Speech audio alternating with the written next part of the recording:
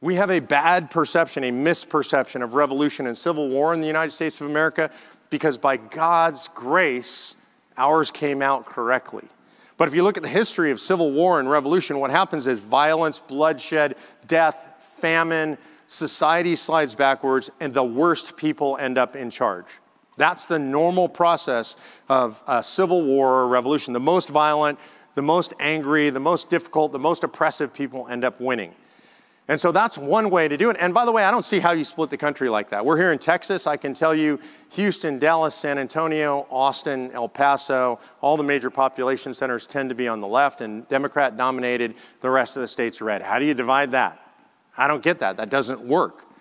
The other course is federalism. We return to federalism.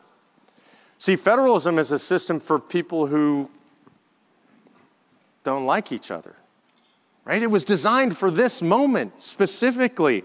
The founders understood human nature and they said, federalism is the way that we get along. We face today an existential threat. The Communist Chinese Party, I would posit, is the greatest evil ever to face the world.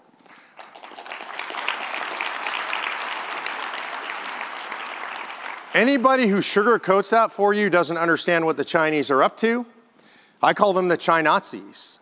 There's really no different. They practice ethnic genocide. They intend world domination. They intend single race domination. This is evil. And there isn't a state in America or a part of the United States of America that can face off against that. We need all of us together. We're also facing against another ideology, which are the Islamo-fascists. Again, they intend world domination based on religion. One that people don't mention that often, which I think is really important, we in the United States, especially here in the Southwest, we're facing off against drug cartels. These are criminal cartels that are as well armed and as well trained as many armies in the world.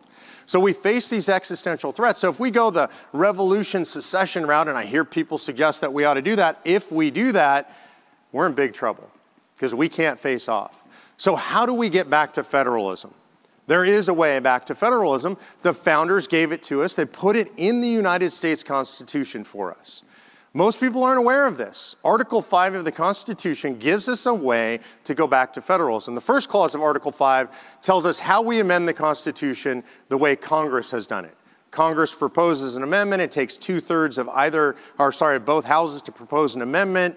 And then that amendment goes out for ratification by 3/4 of the states. That's the way we've gotten all 27 amendments. But they also put in there an Easter egg, something that we would find in time of need. And that Easter egg is the second clause of Article 5. And it says that the states can call a convention for proposing amendments. And specifically, they put it in there for a time when the federal government becomes a tyranny. Anybody in here think the federal government's a tyranny today? Yeah. Federal government is a tyranny. By the way, 72% of Americans say the federal government's too big and does too much. So the founders put it in there for a time just like this. And they said there's going to come a time, and we're going to count on you, the people, acting through your state legislatures, to call a convention to limit federal power, to take power away from the federal government and give it back to the people. September 15th, in my opinion, is the most important day in American history.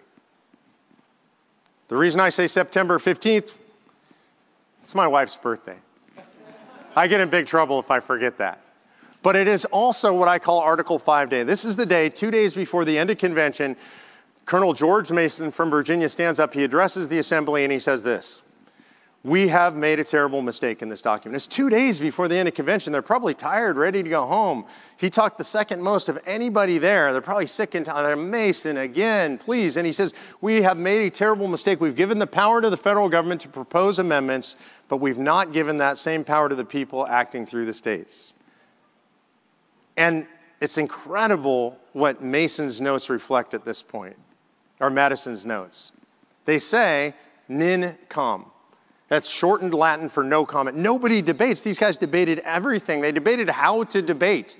And yet there is not a single debate about this idea that Mason has just proposed, that they need to give the states this power. And in fact, if you look at the voting record, they vote unanimously to give you the power to call a convention to propose amendments to restrain federal tyranny. It's the only thing I'm aware of where there's no debate and it is unanimously inserted into the Constitution, and we have that power. It's now been over 230 years. We've never exercised that power, but we can and we must. That's where we're at today. I'm here live in Philadelphia at the Tomb of the Unknown Soldier. When you hear the phrase lives, fortunes, and sacred honor, these are the folks we should think of, those who anonymously gave their lives. Well, today you have a chance to volunteer. You need to volunteer for conventionofstates.com, the movement that's going to save the country. These folks are willing to step up and give everything. We need you to give just a little bit. Go to conventionofstates.com and volunteer today.